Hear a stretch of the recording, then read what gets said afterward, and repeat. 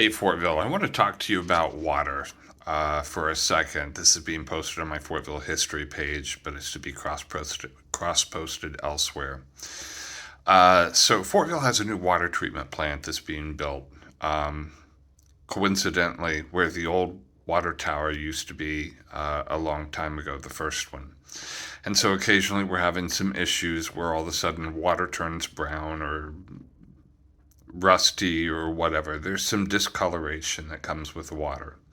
And it seems to rotate around town, and uh, people are confused about it and upset about it, and understandably so.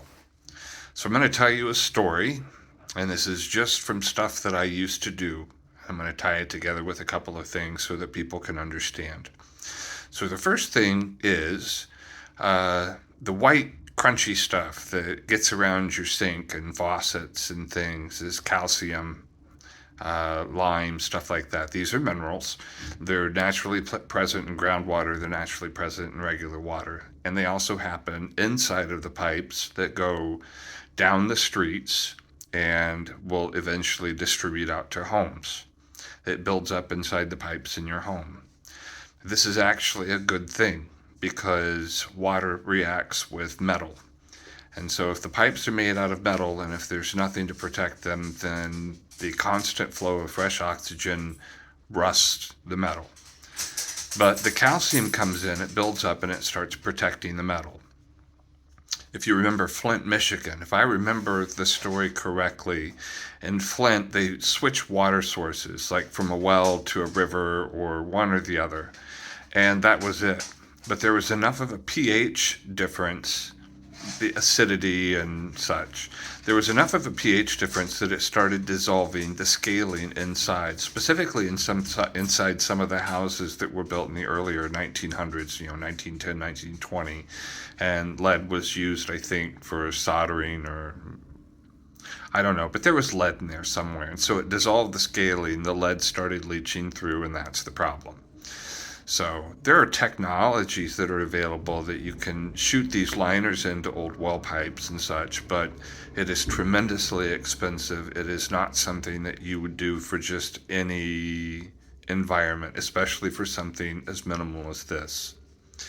Now, the reason most likely that this is happening here and there, and it is no one's fault, is because of water pressure differences.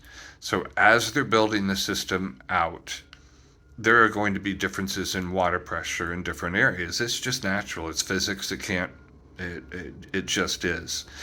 In some cases, there's going to be scaling that may fall off because of the water pressure difference. It was used to one thing. It's a little bit brittle. It was a little bit big, whatever. Something happens. A piece of it breaks away. And so downstream from that, anybody that has water there and uses it will encounter pretty rusty water, but then it goes away. And then eventually the lime builds up again, calcium and everything, and then the pipe is protected again. That's how this works. Now, worst case scenario that could possibly cost you unexpected money is so when the pressure changed at our house, it ruptured the line that went from the meter into the house. We didn't know that, and it was a pretty big bill. The town worked with us on it. But that line was super old. It had to be replaced at some point anyway. That was just what happened. That's not anybody's fault. It just is what is. And then, and then once we got the water to the house hooked up, we had one of those all-in-one plastic piece of crap toilet things, and it broke. So I had to replace that. But that's worst case. That's it. So I hope this was educational. It's just my experience, but it may help explain some of the stuff going on. And the town council actually has nothing to do with this. And I'm happy to hold politicians to account. But this is part of the fact that Fortville has gone from 2,000 to 5,000 people in a relatively short period of time and will continue to do so.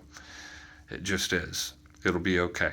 It's just, thank God we don't live in Africa because that's their everyday. And I say that half jokingly, but I also say it half seriously. We've been spoiled. So Hope this was helpful.